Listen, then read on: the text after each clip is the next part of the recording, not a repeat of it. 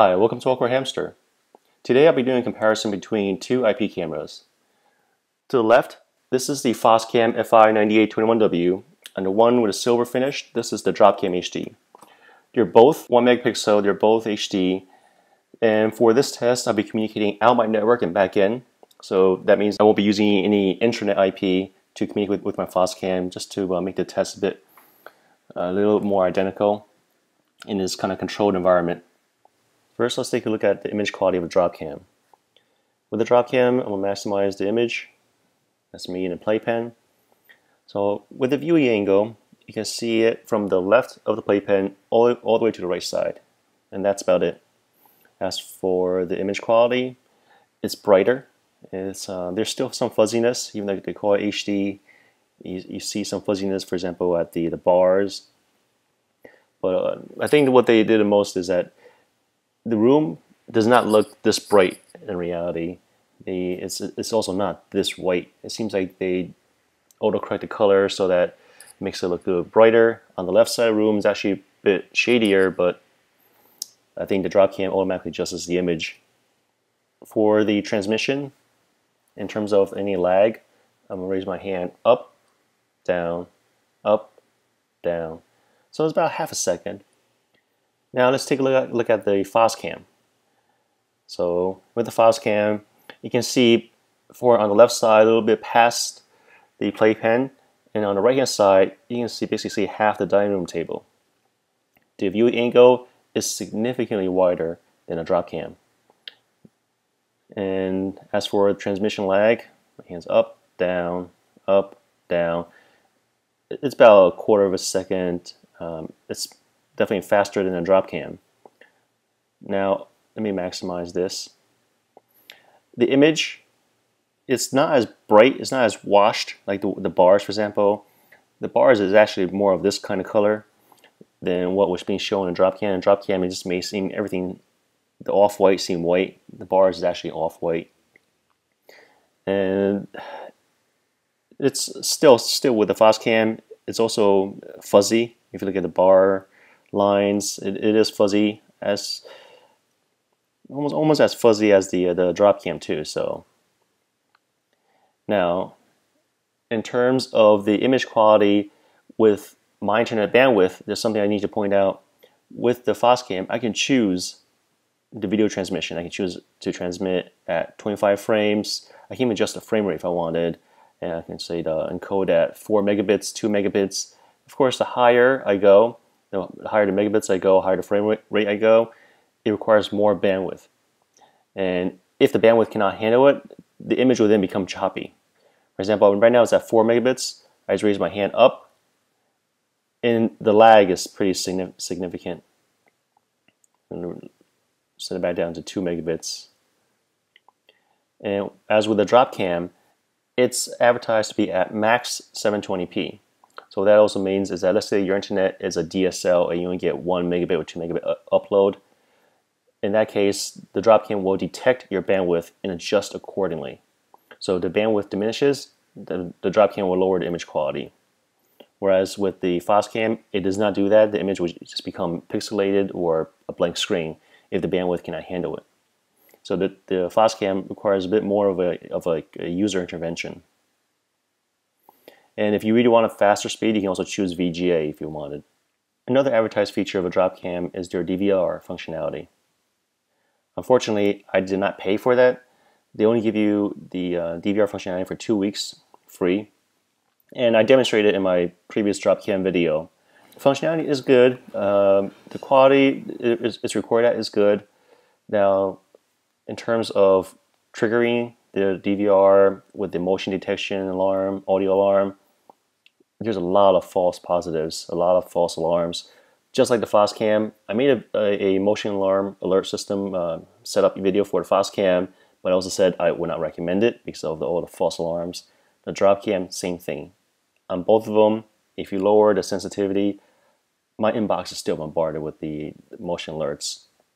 And I don't think I ever showed the DVR for the Foscam. It's very simple. Everything is stored onto the SD card. I set up so that everything is stored onto my SD card. And Let me just play one, for example. Oh, that's just me pacing around. Don't know why I was pacing. Let me see what this one is. Okay, this one, I was on the right-hand side, probably changing Marcus's diaper or something when the alarm was triggered. Okay, well, the DVR functionality with this one, it's stored on the SD card versus whereas on the Dropcam, everything is stored on the Dropcam servers. But with the Foscam, you don't need to pay a monthly fee. With the Dropcam, you do. Now let's compare the microphone and the speaker. For the Dropcam, the mic and the speaker functions more like a walkie-talkie. It's not two-way. At the same time, you either talk or you listen.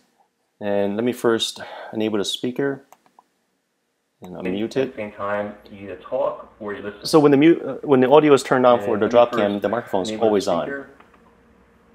Unmute it. So when the audio is turned on for the Dropcam, the microphone is always on. You can see the audio quality is actually pretty good. Now let me press the talk. I'll move the microphone closer to the Dropcam speaker. Testing 1, 2, 3, 4, 5. So that is pretty good too. The quality coming out of the speaker is pretty good. The problem is the volume is pretty low. So it's not high enough for anyone to actually use it realistically. Maybe if you're in a very small room or if the Dropcam is mounted very close to the subject that you want to communicate with. So with the Foscam, I am able to communicate with the person and listen at the same time. The audio is two-way. It's not functioning like a walkie-talkie. The first thing is let's test the microphone on the Foscam. 1, 2, 3, test. 1, 2, 3, test. How are you today? How are you today? The audio is okay. I hear a hum. I hear a hum. A slight noticeable hum coming from my earbud. So let me mute that. Testing 1, 2. So there's a lot of feedback coming from the Foscam. Let me walk further away from the Foscam speaker. So as I walk further from it, the feedback isn't that bad, but there's still an echo. Now let's talk about apps. So with the Dropcam, you have to use the Dropcam app if you're viewing it from a mobile phone, a mobile device. You have to use the Dropcam server, the website, if you want to view it from a computer. They did not open up their API to the public, so there's really no third-party apps out there. And if you're trying to use that as a security system, you can't hook it up to something like a Synology or anything. With the Foscam, essentially the web server is running on the device itself, so you have full control over it. I use the LiveScans Pro to view it on my iPhone. I have a Synology, so I can hook that up to my Foscam and start recording it to my NAS drive. There's third-party websites out there that offer to store your recordings, so it'll be like a DVR feature on the web, similar to what Dropcam is offering. Neither of these are free. They do charge money for their DVR service. As always, I can always access it from a computer by just accessing the Foscam directly. So in terms of supported apps, there's a lot more that supports the Foscam. With a Dropcam, you have to use Dropcam's proprietary apps. Now let's talk about how easy it is to set this up. With the Dropcam, I think anyone can get it up and running in 3 minutes or less than a minute if you've done it before. Because with a Dropcam, you just need to log into your web server, create the account, plug in the Dropcam, enter your wireless information, and basically plug into some power jack, set it up, and that's it. It communicates out to Dropcam server, and if you want to view it, you would just communicate out to their server. Everything's communicated on port 80, just the standard web, so the owner does not need to worry about any port forwarding setup on their router. With the Foscam, it's more complicated, significantly more complicated. You do need to have a working knowledge of what port forwarding is and how to access a router and basically maneuver around your router so you can create these port forwarding rules. And not all routers call port forwarding. I call it port forwarding because that's what my router calls it. With a Foscam, to set up to view within your own internal network, It'll take 5 minutes or less. But to set up the view outside, there's so much factors to consider that it can take someone anywhere from 15 minutes to 3 hours. Now, the worst case scenario, let me share some worst case scenarios for the setting up the view outside with the Foscam. You're reliant on your internet provider. Because you need to create these port forwarding rules on the router, a lot of internet providers don't want that. Some do, some allow you to do it, but some want you to pay extra. So, for example, some of my West Coast subscribers, they've been telling me that with their ISP, the ISP wants them to either pay more to upgrade the router or pay more per month to enable port forwarding. It's just silly to me. Many people like myself, we rent our routers from the ISP, so we don't really have much control over it. Now let's compare the Dropcam and the Foscam nighttime LEDs. For the Foscam, I have it set to 720p, 25 frames, and 2 megabits. Alright, time to turn off the light. So the Foscam is the first to react because since it's on its own web server, it's a lot faster. The Dropcam, I can see that the LED came on. We're just waiting for the server to be updated. And any moment now, okay, now the server's been updated with the night vision. I'm still on the playpen floor so you can see more of me. The image quality for the Foscam and the Dropcam, I think they're roughly the same. The Foscam seems to be a little bit better, but I don't know, it's debatable.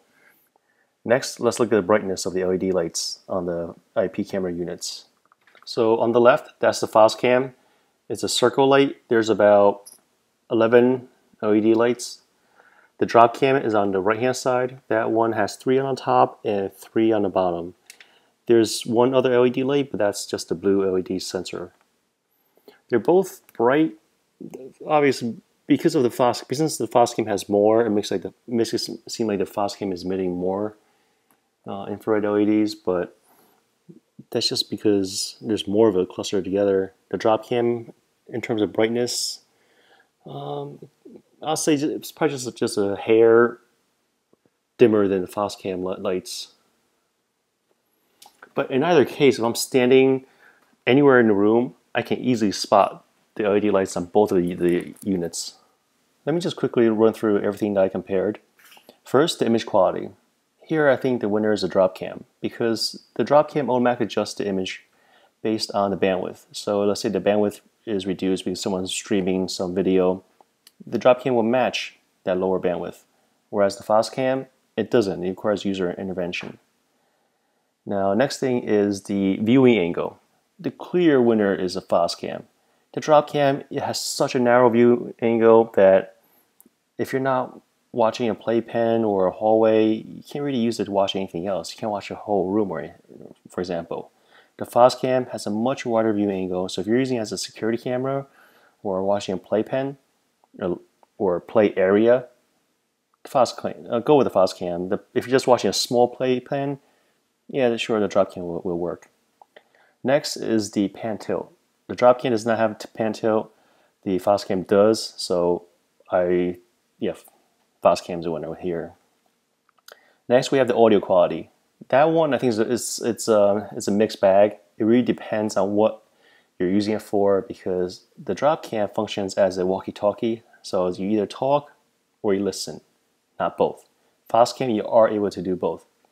But the Foscam speaker is lower quality, and there's a lot of feedback coming out of it. The Foscam does allow you to hook up an external microphone and a speaker, but it's more like, yeah, you can do it, but I don't know who will actually do that. So it really depends on your use. Now we have the DVR. The Dropcam DVR, you had to pay for it. The Foscam DVR, everything is built in, and it's really up to you. A lot of my viewers, they've been asking me how can they store their images, recordings off-site. For Foscam, there are third-party websites out there that will do this for you if you pay them. Then with the Foscam, you can also hook up to your NAS. With the Dropcam, you're limited to just one company, Dropcam himself. So it's I personally like the Foscam, I don't want to be limited to just this one company, the Dropcam. Because think about it, if you're using this for security and you lose internet access, let's say someone cuts the power to the outside line, guess what? Your videos are not being recorded because they can't reach the Dropcam server. Whereas on a Foscam, it's recording on your SD card, and it can also be recording on an outside server if you wanted. So for DVR, Foscam is the winner. App support. Clearly this one, Foscam, is the winner because I like choices. With Dropcam, you're limited to just using their apps, their server, their website. Foscam, you can use other softwares out there. Foscam opened their camera to other developers, so you can. There's baby apps out there. There are. By far I use LiveCams Pro the most on my iPhone and an iPad. And same thing as for the Dvr functionality. There's more than one website out there that will support a Foscam. Now, ease of setup. That one has to go to a Dropcam. You can get the Dropcam up and running in like just a couple of minutes. The Foscam, it will take much longer because with a Dropcam, you're communicating out to a central server, and you don't need to do any port forwarding on your router. The Foscam requires you to create port forwarding rules on your router, and if your ISP blocks it for some reason, well, then you're out of luck. And now it also comes down to night vision. That, I think, is a tie. The night vision quality, the image quality on both of them, it's just black, white, shades of gray. You can't really make out the details of a subject's face unless they're really close. So I have to say, for night vision, they're both the same. It's a tie. Now what about price? Dropcam retails for about $150. The Foscam is also about $150. So I think that it's also a tie too. Now you can also find coupons online, or with Foscam you can sign up for their newsletter and they'll mail you coupons every couple of weeks. They run sales like every holiday, July 4th, Memorial Day. They always run sales. Dropcam, they sell on their website. I think they even sell through Amazon too. So every now and then you can find a slight discount. So there, I'll say it's a tie because they're both retail roughly around $150. Okay, well, if you guys have any questions, comments, suggestions, feel free to ask me. Thanks for watching AwkwardHamster. Bye.